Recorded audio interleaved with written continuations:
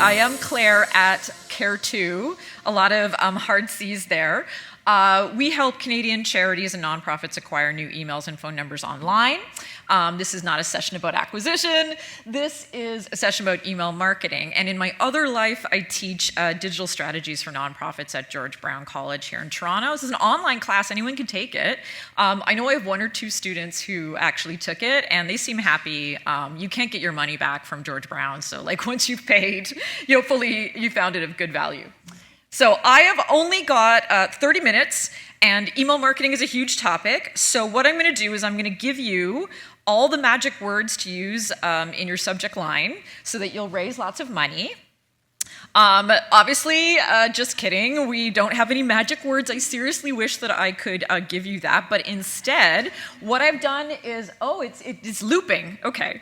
What I've done is I've structured this session as more of a deep dive so that we can branch off each topic, because every report and case study and presentation or benchmarking numbers that I mentioned is linked on these slides for you to download and take away. This QR code is to the PDF that has all of that great stuff. I will show it again at the end. And hopefully this presentation will be for you. It's designed as a reference. Share it with your team, your new employees, use it to build your own framework. Now, there are links to larger presentations that I got from people who spoke at other conferences. I assume if they're posted online, you can share them with students and other people, but please don't narc on me. Like, you can say, hey, I got your presentation, it was great, but don't say where you got it from. Thank you. Everyone in this room, we're not narking. Okay, so we're discussing this topic of email marketing today because we struggle with 2 major issues with email: attrition on your file and, of course, retention of your supporters and donors. So every year, a significant... Oh my God. Okay, that was a long time to be watching that GIF. Sorry about that, guys. These are the 2 issues we have: retention and attrition. So every year we're potentially, as marketers, losing 10% of your file, 10% of people you can't communicate with. Blackbaud's online giving report estimated that if you have an email in your database, it's worth about $21 Canadian. So for that reason alone, we want really clean lists. But it's not just about attrition, which again happens to everyone: Domino's Pizza, cat shelters, the whole thing. It's also about improving your retention rate. So the recent numbers from the Fundraising Effectiveness Project for Q4, you might have seen them already. It's pointing something out that's really important across the board. Last year, we saw small increases in overall dollars raised, but decreases in number of donors. So this might be applicable to your organization, and especially in the category of under $500. So this is the individual giving group, right? This is where online giving falls into that. So it looks like we're struggling to find new people and then retain them over year. So keeping those supporters active in our database is really something that should be top of mind, a concern or a goal for us annually, and communication with these supporters is really key to that. Okay, so in today's session, we're going to look at 3 elements of email marketing. And hopefully I'm not going to be as frazzled as Wolverine is here trying to figure out how to explain ninja repelling techniques. But first we're going to talk about how clean your data is, how you get into inboxes, how are you reviewing your data. Then we're going to look at the emails themselves. How are we talking to our people? And then we're going to cap it off with some ways to merge email with other things you might already be doing. We're all cross-channel now. We're going to be all very holistic. Okay, so I know pretty much everybody here. If you mass email, you're emailing over 5,000 people. Hopefully you've already completed the authentication that was required last year by Google and Yahoo to make sure that you end up in those supporter inboxes. So we did the authentication. We all did that en masse. But there was a second part that we were supposed to be doing, and that's remaining under a threshold for reported spam. So we know that these platforms, Google especially, want us under a 0.1% spam report rate and never wants us to go above 0.3% or higher. So the more of your emails that end up binned by your audience, the more you hurt your send reputation. And if you're not familiar with this metric, this is the metric that determines if your organization, any domain you send email from, is a trustworthy sender. If you are good and we're like happy to get emails. A first step, if you were at all confused about this, is to use the free resources at Spamhaus. Although I'm from KW, so I want to say like Spamhaus, you know, because they've spelt it that way. And use this, check out this resource, go to it on your phone right now to test all of your domains that you might have, and also your IP addresses, but it also helps you, it has free resources to help you understand how reputation is calculated. And we are all playing that game of trying to figure out how we can have the best reputation. The rules for getting into inboxes have definitely shifted over time. There are some things that have stayed the same, but a lot of things have changed. So we're kind of moving a little bit away from being so concerned about IP reputation to being more concerned about domain reputation and the content and the links that are inside your email itself. All of those things are important. But also under consideration is all of these beautiful things here, these bullet points on the left. So you can see that a lot of these are related to actual people activities. How long did you read an email? Is it getting forwarded? Are you ending up archiving it or deleting it? All of this sort of human action. We're in a situation where we're really not able to trick platforms anymore. And that's good to protect us from spam. But it's also useful information because it's pointing out that good content is more and more likely to be evaluated as good content. And we are the people who send the best content on the planet, right? So obviously, that's a good insight for us. Now, if you are really into deliverability, you are a crazy data inbox nerd, no problem. There is a full case study here from Trust for Public Land and M&R. This is literally a 60-minute presentation using Pride and Prejudice memes, okay, to like walk you through how to make sure that all of your emails are deliverable. So I highly recommend that you check it out, and I believe that M&R has also done recently a webinar on this topic. I don't know if they included the memes. But you can download this link from the slides that I gave you. But you didn't get it from me, because we're not narking. Okay, so deliverability. How do you get in the inbox? That's how you get clocked by the platform, right? The email platforms are trying to determine if you're trustworthy or not. What about the status of the emails that you have stuffed away in your CRMs, that you have in your email platforms? What we really want to do is protect them from going lapsed or dormant. So the next step to protect them from doing that is validation and categorization or assessment of the health of your file. And this is really something that should be an annual process. If you know you could lose 10 to 30% of your constituents every year, and you would know your own internal numbers too, so you know your own attrition rate, right? Maybe even twice a year would be a good time to review your file. Now, there are plenty of third-party tools that let you identify addresses that are non-responsive or going at risk of going non-responsive, but it's really the categorization of the status of those constituents that's ideal. It's you as a marketer knowing these guys are in this chunk, these guys are in this chunk, these guys I should be worried about, and how many people are in each category. I say don't worry about comparing yourself to overall benchmarks to other organizations, because the only metric that matters really is your own. Like, are we doing better with retention than we were last year? Are we doing better at getting into people's inboxes? That's the sort of the information I think that's really important for your organization. Did I click the thingy? Yay! So when you're doing that process of looking at your file and assigning statuses, you're asking which one of these constituent emails are good, which are bad, which are sort of iffy. To be honest, sort of iffy, about to be lapsed is an actual category. We recommend that you look at last actions for figuring out active status. And then you got to put them into the categories to decide if you're going to keep communicating, if you're going to try and reactivate those folks that used to be your besties, but now they're lapsed.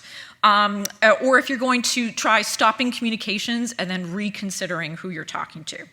So one of the things that you might be wondering about, and this is just sort of like a list of the steps that you would take for your hygiene here, is I get asked all the time about open rate, right? Because you probably read a lot last year or previous years about how open rates as a health metric are not always that useful, because iOS now has, if so many people, the majority of emails are read on a smartphone now. People that are reading them on iOS, they are being opened by robots, right? Okay, listen, I'm old, right? So like, yeah, this is how I indicate a robot, right? But so the robots are literally opening emails. So does that mean that that open rate is inaccurate? No, not at all, because the robots are only opening the emails that make it into the inbox. Like they're actually only opening things that go into the inbox, and it has to be the inbox of someone who is actively using their email account. So because humans aren't opening their emails in spam, open rate can still give you a good personal benchmark on how you're doing relative to other emails. So when you're doing all this validation, you're putting people into categories. Again, you can do this manually, or you can do this with AI. But however you do it, you're going to have a portion of people who you paid to acquire at one point, or who had actually donated to you and you loved them at one point and they loved you, right? And then something happened. And you want to see if you can reactivate them or stop them from going lapsed. So if you want to know how to do that in a step-by-step process, I highly recommend this presentation. So this is a presentation from Mal Warwick, Donor Digital, and World Animal Protection US, where they actually walk you through how they categorized all of their constituents and then how they deployed campaigns to reactivate people. I think it's really interesting because their red group here, they listed as near inactive. It was people who hadn't, they're not not sendable to, but they hadn't taken an online action in almost a year. So that was a priority category for them. How do we get them to take an online action? As far as I'm concerned, every piece of communication that I ever want to do is about getting people to take online actions, right? If we're telling them something, we want them to convert to some kind of goal, whether it's a donation, or cut meat out of your diet, or sign up for a 10K or something, or understand how fracking works. We want them to convert to some sort of goal. Okay, so we started thinking out about how to get into inboxes. We started understanding about send reputation and then how to categorize our supporters that we're going to talk to. So what are we going to do now? We are going to email people. So we're going to actually start talking to people and putting the content together. So this stat up on the screen I think is really heartbreaking. Again, this is industry faces this too. Nike cries at night because you don't open their emails. I'm sure that they do. At some point people loved us. They had an affinity match with you, but then they stopped caring. Why? No longer interested in the organization. Do we truly think people stopped caring about polar bears? Do we truly think that people stopped caring about childhood education? Or do we think that they stopped being interested in the organization based on what communications they were getting from them? That's more likely. And just to put this into practice here, I do a project with my students. I have one of my classes is a 7-week class. At the beginning of the class, I ask all the students to sign up for 3 Canadian charities or nonprofits. They can get on their email list, text list, whatever, and just meaning going to their website, go to the newsletter, any of the email captures, blah, blah, blah, blah. And students are encouraged to pick any charity they want. So they usually pick charities that they're actually really interested in. So it's like their personal interest. I think you can guess where this is going. By the end of the 7 weeks, most students had received between 0 and 2 email or text communications. And a large number of students didn't even get a, hi, you've subscribed to something, or thank you for signing up, or thank you for your precious data, right? This is someone who's leaping out of the bushes or whatever to say, hey, I want to hear from you. Year over year, we just keep seeing the same issue. That's free. People pay to acquire the emails and phone numbers, right? Okay, so what we're doing is we're under-communicating when it comes to stewardship and cultivation in general.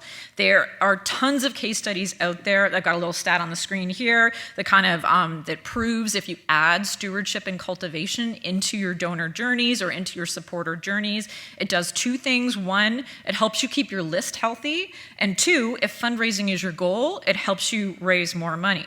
But what we're finding in general is we have a lot of conversations about donor fatigue or communication fatigue. I think this is a perceived donation appeal fatigue. and as opposed to we're tired of hearing information from you in general. We know that most organizations are sending less email than the benchmark when you look at reports like M&R benchmarks or things like that.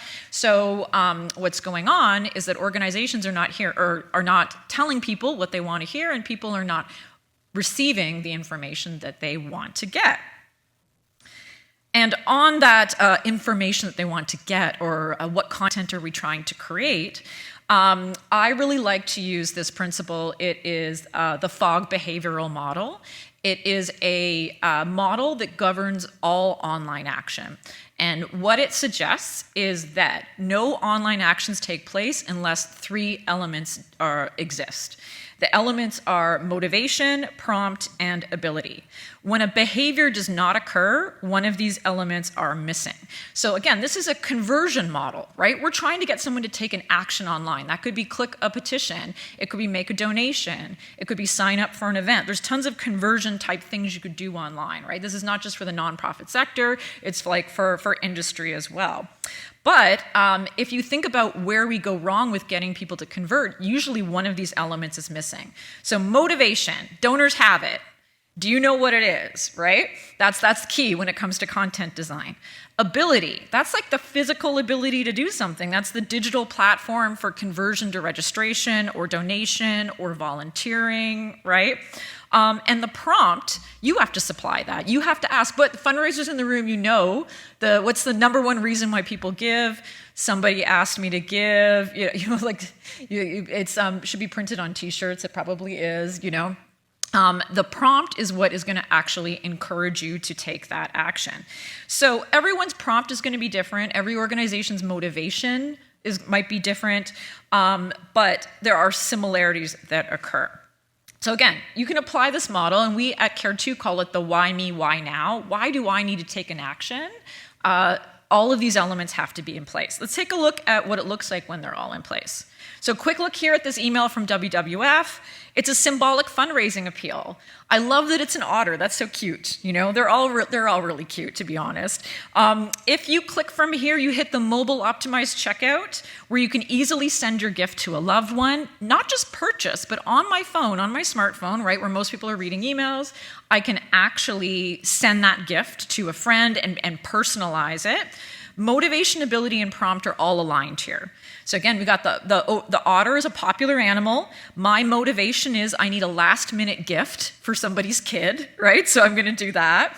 And then I was prompted. I was told on multiple channels this is an option for me to make this a symbolic gift and also get a really cool stuffed animal. So the prompt, of course, is necessary to get that conversion. What happens when you mess one up? The FOG model says you need all 3 of these things. So how many conversations have we had about digital fundraising where we hyper-focus on one element of our donation form, or we hyper-focus on the subject line of the email instead of looking at what we're trying to get people to do holistically? Here is an illustration of a heartbreaking reality. Again, this is from the M&R report. They noted that the percentage of people who were clicking donation links in email last year in 2024 was actually the same as 2023. So motivation and prompt seem to be doing as well as they were previously, or at least 12 months ago. But why were donations down?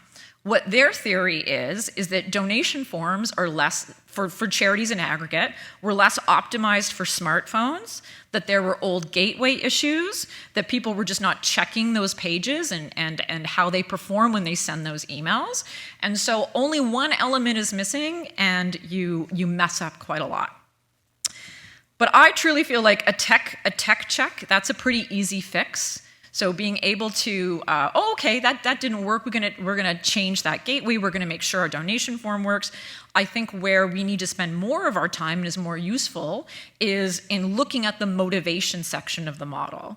And a lot of the sessions here today have talked about how we can get better at delivering value to our constituents, our supporters, our advocates, and our donors.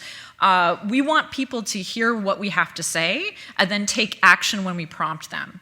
And if they are able to take action, and if we are prompting them, but they're not doing it, there's something wrong with motivation. So content that doesn't match our values is one of the top reasons for people unsubscribing, unfollowing, going inactive, going lapsed, worst case scenario, listing you as spam, heartbreaking. Ultimately, you want people on your prospect list to know that you are not just a generic person, you are mirroring their values. So your organization has an affinity match to what they want to see in the world. So affinity matching, that's where we're targeting your audience by their internal values and how they see themselves, rather than kind of talking about external things about our organization. A really quick example here, you can check this one out on your phone, it's so cute. Fracking isn't cute, but the campaign is. It's called thefrackingtruth.ca. This is a campaign from Stand and Dogwood, and it's a literal personification of the dangers from fracking. So again, organizations, when it comes to climate change, they could be talking about, we saw this in a bunch of case studies today, they could be talking numbers, figures, impact to the earth, they could be talking about the impact of their own work with numbers and figures and things like that. Instead, they're getting to the heart of the issue. Their supporters, the supporters that are most useful to them, see corporate interest as a threat. So this campaign says, you won't be tricked by corporations like the gas industry. Like it literally says, you are not going to be tricked. And that speaks to the affinity with that supporter. That's what they're looking for from that organization. So the idea is to understand your audience's motivations, and then under that, you want to spark their sense of belonging and anticipation and encourage them to act. So that fits into the motivation section so that your beautiful donation forms and your beautiful call to actions can, provide the other two elements of the triangle. When you really start thinking about it, I'm surprised, but people ask me like, I have no idea. Should I ask ChatGPT what to write? And I'm like, yeah, sure you can, but I know that you can use also your own brain to think of amazing things that we can communicate about when we're trying to build out a stewardship pipeline. And what we tend to do is under-communicate on call to action items that are not a donation. So we know that, if you get someone to take an online action for you, they're 7 times more likely to donate later. But you shouldn't really need that stat. We want people to be active for us. Not only does it keep our list healthy, it keeps them engaged with our cause. It makes them advocates for us as well as donors. So what is stewardship type content? I'm a big fan of bullet points, so I've got tons of bullet points on the screen. It's a huge, huge category. It's all those content pieces that don't necessarily fit fundraising or advocacy. So it can be your victory stories, thank you notes, patient and patron stories, donor stories. Donor surveys, quizzes, and fun facts go over so well and are so rarely used. I have 20 years of experience in this sector. I'm signed up to every mailing list and text list, and I love direct mail too. I'll take anything that you give me, and I so rarely get asked my opinion, right? I'm so glad that so many organizations are starting to do more of those surveys. Look at Canadian Women's here, sent an email just saying, hey, I want to know what you happen to think about these issues. And they follow up with all sorts of really great content. Okay, we want to show people that we're providing value to their inbox, and we want to be benefit laden, right? That we are communicating with them and we're giving them something rather than always being about us. Here's 3 quick examples, just kind of want to show. The ACLU is sending a voting rights quiz. So this is topical, it's programmatic, and it's trying to sort of spark those clicks and engagements, but it's also serving the organization's mission needs. And they get a lot of really good data from that as well. Organizations often tell me that asking people for their feedback is a really great way to build out that ideal constituent profile, to understand where value lies when it comes to motivation. Again, legacy giving. We're seeing more and more of these campaigns. I love when organizations use this type of content at the top of the funnel to bring in someone who's new to the organization, someone you haven't already marketed to. Legacy giving, giving people content like this, downloads, ebooks, cookbooks. We do a campaign with Heart and Stroke where they do cookbooks, lifestyle guides. It has educative needs, right? So you're serving the needs of your organization, but it also allows potential supporters or donors to self-identify you as for you as being interested in this content. And then on the far right, I really like this one. This is an email from the Toronto Public Library. And what they did was they profiled one of their oldest members who has a library card. His name is Tom, and like the subject line was, "I'm 92 years old and I visit the library every day." And I was like so excited to learn about this elderly man that I didn't know existed, but now I would like jump off a cliff to protect, right? And his photo, it's too small, but that's like his library card from like the 30s or 40s. Actually, it might be like the 60s or 70s. I might be exaggerating, but you know, he's like he went to the library during World War I. You know, it's like, but it's a really old library card. But what it was doing was centering the supporters of the organization. It was showing that they know that these types of content pieces express the same values as I have, the same interests as I have. And they all put value in my inbox. It actually brightened my day to learn about him, right? We always want to make sure that we're giving people a benefit. Okay, more examples of benefit-laden communications that benefit you and your supporter. Okay, so you don't always have to have, oh, never mind that. Okay.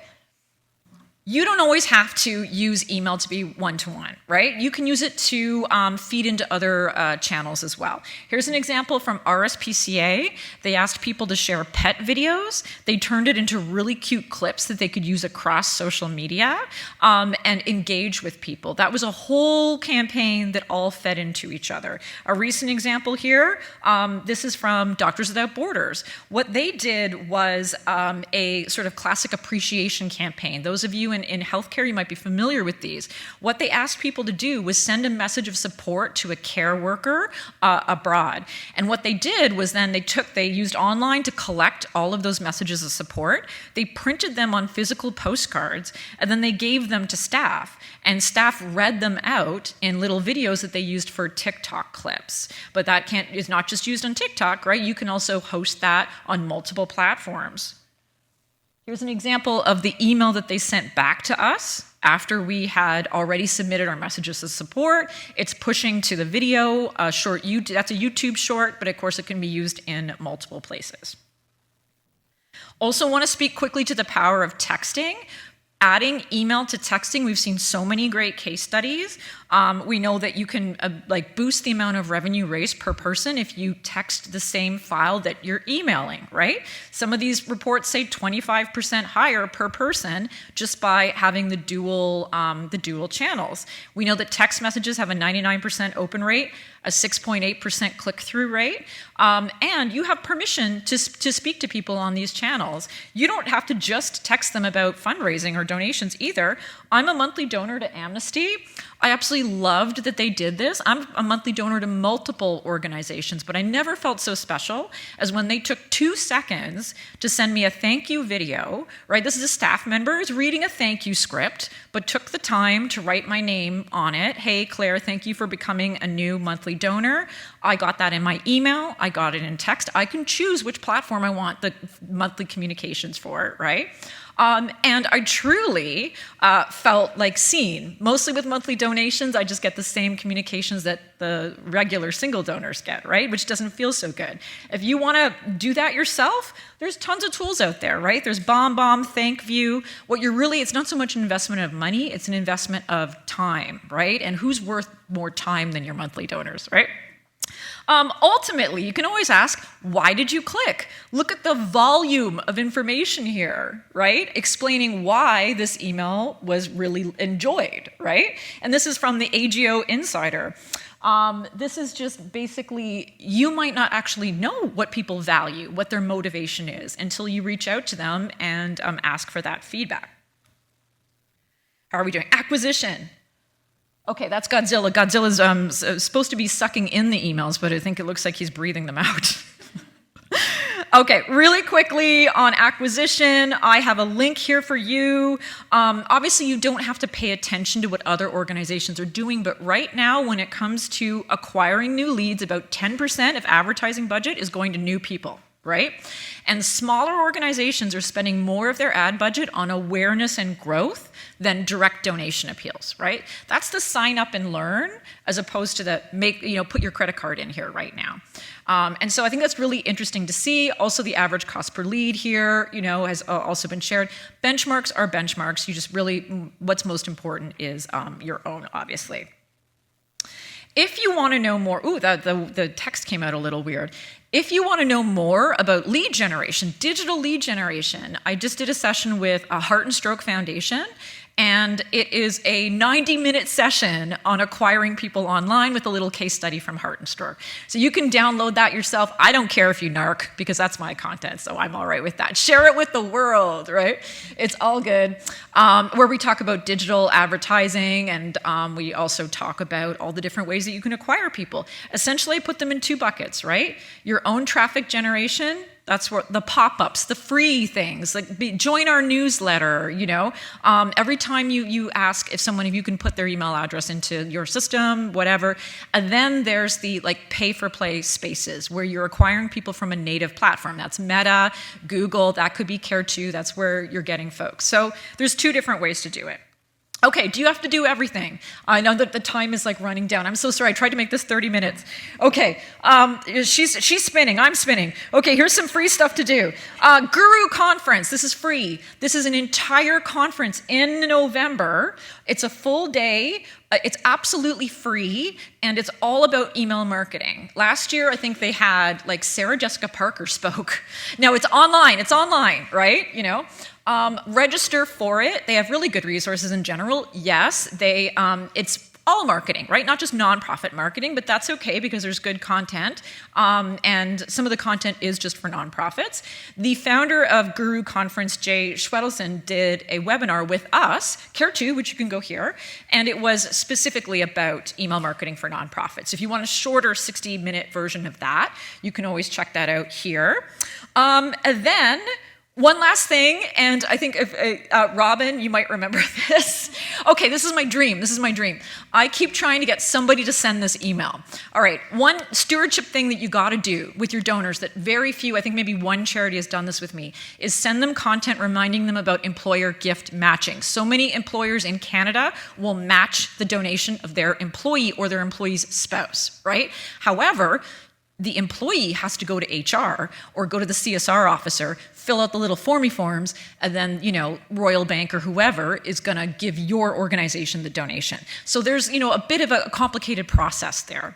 But if we don't tell employees that their gift could be matched, they're never going to do it, right? Because, why no one's chasing them. So what we really want to do is get better about communicating on this, whether we tell them on the donation form, we follow up or whatever, However we're doing that. So just an example, here's one from JDRF. They're emailing, hey, remember, you can get your gift matched. If you're not sure, you can look it up. So this is my dream, that I would like somebody to send this email, put it into your donor pipeline, with the subject line. It's an email about employee gift matching, but the subject line should be, make your boss pay. Would anybody send that? Because I put the clip art here, she looks happy getting that email. I can't convince anybody to do it yet, but if you do it, will you please forward it to me so you can be like, I did it, Claire. The donors complained. Why would they complain though? I mean, come on, I think that's cool. Maybe, it might be a little too edgy. So maybe if you're a super edgy charity, maybe, I don't know. Okay, the final side here, lots of follow-up resources. Oh, you don't need that, you need this. Okay, this is the QR code. For you to get the PDF. And sorry for breezing through so quickly. I realized I crammed too much stuff in there. I'm sorry, Ashley. Thank you so much. That was really There's fun. An analog clock in here. What's going on? Thank you for all the visuals and examples. Do you have any key suggestions for content to include in a marketing automation for brand new often colder leads to keep them from unsubscribing after a thank you email or first marketing automation email. So how do we Yeah. hold on to them? Yeah, in the resources list, I think I've listed, there's 2 guides. Neon 1 has one with like some like research, and Care 2 has one that's just on like welcome sort of series. Fortunately, that question is quite a lot of like, literally you can Google YouTube case studies that are about welcome journeys, and so that you can craft your own. Every organization has their own goals, right? So I wouldn't be able to say, oh, put this into your pipeline unless I understand what your goals are going to be. But I would just say having a series that you're thinking about and constantly testing already puts you up here compared to some of the other organizations that are communicating that might even be in your space. I would get on the mailing list of every single organization that is similar to you and see how they communicate. I would get on the list of like direct response organizations like PPFA, like all of these organizations that are really kind of good at sending out alerts and like look at how their content strategy works. And then I would say that what's really recommended for a cold lead, not a cold lead, I mean, they're not cold if they know you, right? You have consent to talk to them, but they're not a donor, is that 3 to 7 emails where you give them an advocacy or a stewardship action, something to do online in each email separately before the first donation appeal, seems to be what we're seeing working in case studies. The good thing about email, unlike direct mail, like you can just edit this. Like your polar bear email doesn't work, then you just forget it ever happened. Like we'll just, never mind, So that's a good thing about it. Give them those advocacy actions. The other thing I would do is try not to have 15 things you're asking them to do in one email. You'd be surprised how much people will respond to something that is like single focused, right? Like that email we saw from Canadian Women's Federation, or any of the quizzes, or any of those cool things that you're telling them about. So, hey, watch this. There is a Netflix television show. I got an email from a charity that said there's a Netflix television show that touches on what we do at Chimp Rescue. If you want to find out more about chimps, you should check this out, right? And what they did was that they created newsjacking content. They had a whole article on their website about a television show they were not involved in. Did you guys see Chimp Crazy? Oh my God, no one saw Chimp Crazy? Okay, it's got chimps in it. It's crazy. It's on Crave. It's on Crave or Hulu in America, right? And they had created all of this really cool content for people that were searching about chimp rescues because of this popular television show to come to their website, and they that's something that they created their own campaign that had nothing to do with them. It really was cool. That's okay, so sorry, that was like long rambling, but see, everybody's coming back in. Have you guys seen Chimp Crazy? You can only I come in honestly if you- thought it was a phenomenon, like the tiger guy, but I guess nobody saw Chimp No. Crazy. Now they will, though. Now that you recommended it. I'm Thank you. super scared of chimps, so it's like. That was really great, Claire. A lot of really good examples. I love it. Lots of takeaways. So scan that QR code so you can get all the info. Thank you, Claire.